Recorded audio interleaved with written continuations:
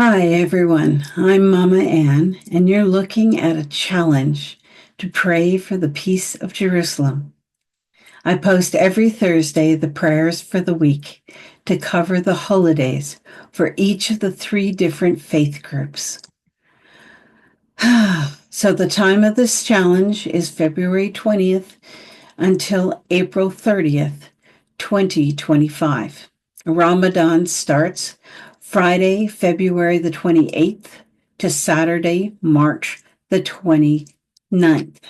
Lent to Easter starts on Wednesday, March 5th to Sunday, April 20th.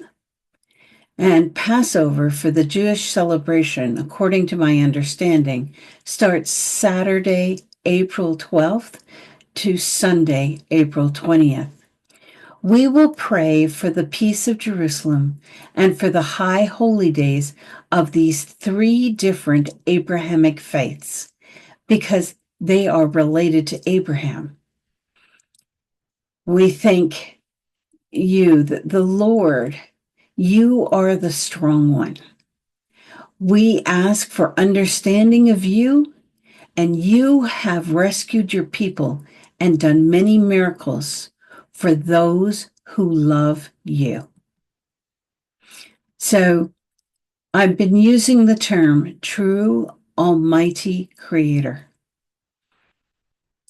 The principle of first mention is also with the sentence a definition. Genesis 1:1 says, "In the beginning, God created the heavens and the earth." The name God right there in Hebrew is Elohim. Elohim is God presenting himself as the creator. So God identifies himself as Elohim 35 times at the start of Scripture. In fact, Elohim is the only name used for God from Genesis 1:1 to Genesis 2:3. And the literal translation of the name Elohim is strong one. So mighty and creator are English words that express the creating and power of this name. Elohim is in a plural form, not a singular. And we'll dive into that more later. So created is connected to God. In Strong's Concordance, it's number 1254 or 1254. Barach is a form or fashion, to produce, to create. The activity image related to this concept is the idea of carving or cutting out. My sense of this story of famous stone carvers, like some who are famous for marble statues. And the same story is also found in the Inuit soapstone carvers culture. They find the stone they like, and it's like a dance of discovery. Some get a vision of the finished statue right away when they encounter the stone. Some get a sense of, oh, this part needs to be removed. So as they are carving and they cut away the part, the image starts showing up, and they don't know fully until the final cut what the whole image is. And then they do the polishing to take off the rough or incomplete places. When we start the create, in the beginning, Elohim created the heavens and the earth.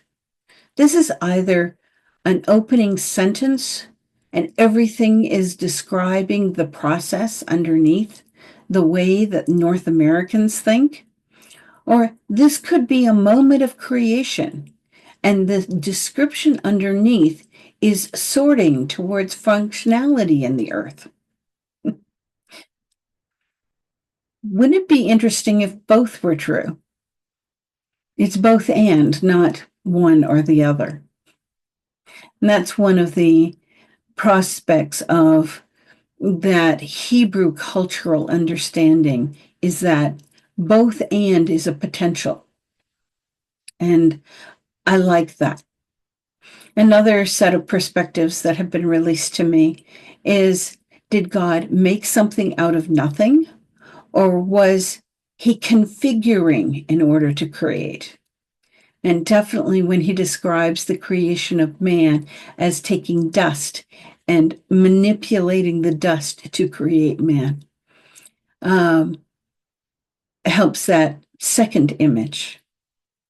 But we're inspired that we don't know. We are not great enough to create the universe, but God is. Elohim is. So looking at Psalm 22, it's 121 in the Orthodox Study Bible. I was glad when they said to me, let us go into the house of the Lord. Our feet have been standing within your gates, O Jerusalem.